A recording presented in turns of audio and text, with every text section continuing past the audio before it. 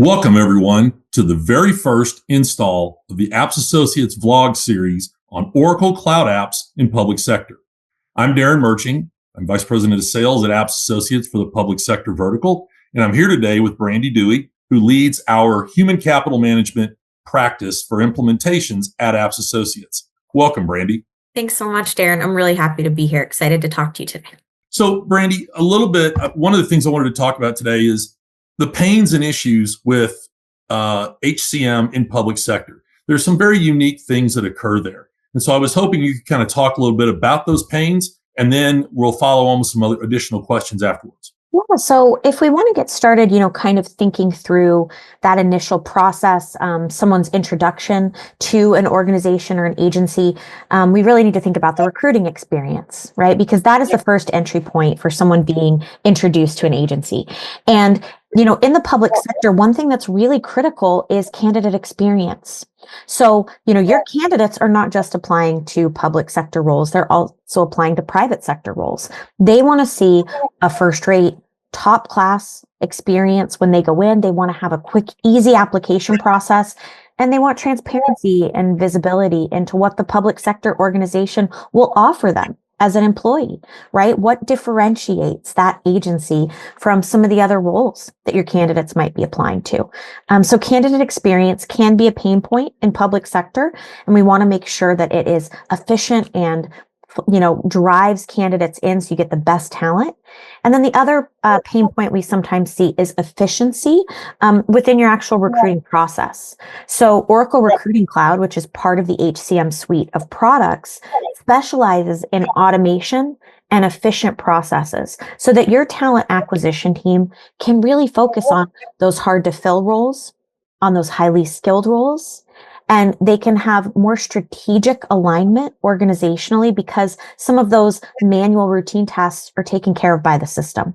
So we really work in both areas in public sector quite frequently to bring the best recruiting processes to the agencies we work with. Excellent. So once you, for lack of a better term, get people interested and get them on the hook, what are some of the next steps that come in the process, associated with talent acquisition? Yeah. So, once you've selected your candidate, you want to make them an offer.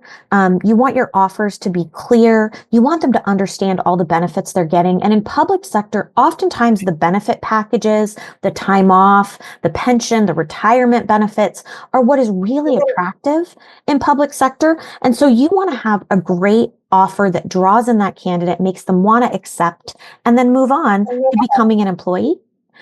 There's also a feature in HCM called Journeys, and Journeys can be set up for onboarding as well as a whole bunch of other features that we'll talk about in future sessions. But onboarding journeys are really robust in that you can set up what's called pre-hire, a pre-hire phase. So I, as a candidate, can get excited about coming on board. I can know what to expect on my first day. And when I come in and I have that efficient process that tells me everything I need to do, that is driving compliance from an HR perspective, I'm going to see that organization as top notch. I'm going to know that I made the right decision when I came to that agency. Outstanding. So when we talk about the Oracle capabilities, there's a lot more to the process than just the Oracle capabilities. How does apps help utilize the Oracle capabilities in order to make these dreams come true when we start talking about HCM? Yeah, so what we do within the HCM delivery practice when we deliver projects to organizations is we make sure that we bring in a number of tools to help get you started and get you up and going on your design. And what I mean by that is we're going to bring Oracle Modern Best Practice to the table. We're going to talk about how the system wants to function in order to give the best results. And we're also going to come with our apps accelerators and our apps associates point of view. We've done many implementations across many different types of organizations and agencies, and we're going to come to the table with templates that will get you fast-tracked on your design. We have data conversion templates that have mapping and validation. We have apps accelerate, which are toolkits to get you a rapid time to value. And we have things like testing dashboards, testing toolkits.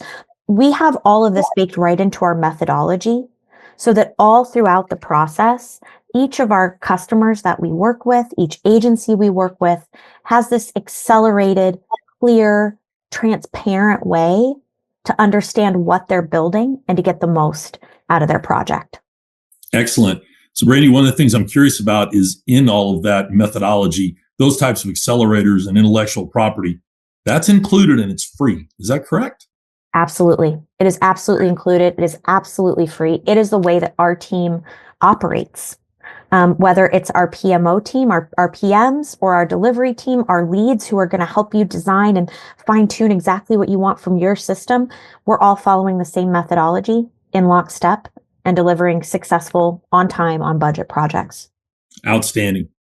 So, Brandi, I appreciate your time today. That's the questions that I have. For our audience, please tune in for our next installations, which will cover retention and talent management, time and payroll, which is really important, and then workforce management. So we look forward to seeing you again and join our calls. Thank you very much. Have a great day. Thanks, Derron.